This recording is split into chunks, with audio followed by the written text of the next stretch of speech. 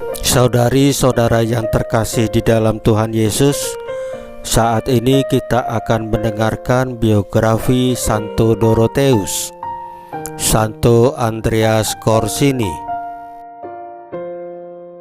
Biografi yang pertama, Santo Dorotheus.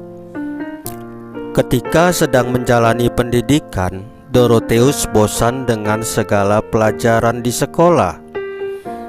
Lebih baik aku memegang ular daripada membolak-balik buku pelajaran, katanya. Namun lama-kelamaan ia mengubah sikapnya yang konyol itu dan berjuang menghilangkannya. Hasilnya, ia kemudian menjadi orang yang amat rajin dan suka belajar dan membaca. Semangat baru ini kemudian mengantarkan dia ke dalam kehidupan membiara. Kepada rekan-rekannya ia berkata, "Jika kita dapat mengalahkan perasaan bosan dan segan belajar, sehingga kita menjadi orang yang suka belajar, maka tentunya kita juga dapat mengalahkan hawa nafsu dan menjadi orang kudus." Kata-kata ini menunjukkan tekadnya yang keras membaca untuk mencapai kesempurnaan hidup lewat cara hidup membiara.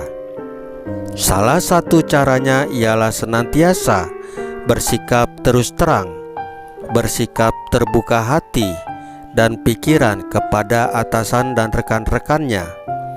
Dengan cara ini, ia memperoleh ketenangan batin dan semangat dalam menjalani cara hidup membiara. Dorotheus dalam bukunya menulis, "Barang siapa rajin berdoa dan bermati raga serta berusaha sungguh-sungguh menguasai kehendaknya, ia akan mencapai ketentraman batin yang membahagiakan." Dorotheus mencapai kemajuan pesat dalam kehidupan rohaninya dan kemudian mendirikan dan memimpin sebuah biara pertapaan di Gaza. Ia berusaha memajukan pertapaannya dengan menjalankan pekerjaan-pekerjaannya dengan baik dan menciptakan persaudaraan antara para rahibnya. Dorotheus selalu berlaku ramah terhadap rekan-rekannya. Tahun-tahun terakhir hidupnya, Dorotheus mengalami banyak masalah, godaan, dan penyakit yang merupakan pencobaan besar baginya. Namun, ia tetap beriang gembira. Kepada rekan-rekannya, Dorotheus berkata, "Tidakkah sukar mencari dan menemukan sebab musabab dari semua itu? Baiklah kalau kita mempercayakan diri kepada Tuhan Yesus, sebab Tuhan Yesus tahu apa yang penting dan berguna bagi kita."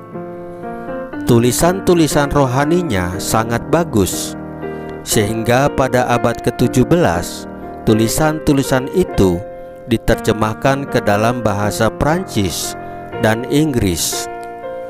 Bagi Dorotheus, kesucian tidak sama dengan mengerjakan mujizat-mujizat atau menjalankan puasa dan tapa. Semua itu memang baik dan berguna. Kesucian itu suatu tindakan menyangkal diri sendiri dan menundukkan kehendak pribadi pada kehendak Tuhan, atau menghendaki semata-mata apa yang dikehendaki oleh Tuhan Yesus demi cinta kasih atas Dia. Dengan berusaha mencapai tujuan inilah, maka Dorotheus akhirnya menjadi orang kudus. Biografi yang kedua, Santo Andreas Corsini. Andreas Corsini lahir di Italia dari sebuah keluarga yang kaya raya. Andreas ditabiskan menjadi imam dalam Ordo Karmelit. Kemudian ia melanjutkan studinya di Paris dan Prancis. Pada tahun 1332 ia diangkat menjadi pemimpin sebuah biara Karmelit di Florence, dan pada tahun 1349 ia ditabiskan menjadi uskup Fiesole. Pada masa mudanya, Andreas suka hidup berfoya-foya dan melakukan perbuatan-perbuatan yang tidak terpuji, bahkan bersikap aib. Ibunya resah karena tingkah lakunya itu. Karena itu, sang ibu terus-menerus mendoakan dia sambil mengharapkan pertobatannya. Suatu ketika, ia dinasihati ibunya agar berbalik dari jalan hidupnya yang sesat itu. Banyak hal dikatakan kepadanya, antara lain bahwa kelahirannya sangat didambakan, dan bahwa ketika ia lahir, ia langsung dipersembahkan kepada Tuhan Yesus dan Bunda Maria. Mendengar nasihat dan cerita ibunya, Andreas Korsini hanyut dalam penyesalan yang mendalam. Hatinya yang keras membatu berhasil juga ditembusi kekuatan rahmat ilahi. Ia segera berlari menuju patung Bunda Maria dan berdoa dengan kusuk di depannya. Sejak itu ia bertobat dan meninggalkan dunia keaiban dan dosa yang sudah lama membelenggunya. Saat berahmat ini menjadi suatu titik balik bagi kehidupannya. Ia memutuskan untuk masuk biara Santa Perawan Maria dari Gunung Karmel atau Ordo Karmelit.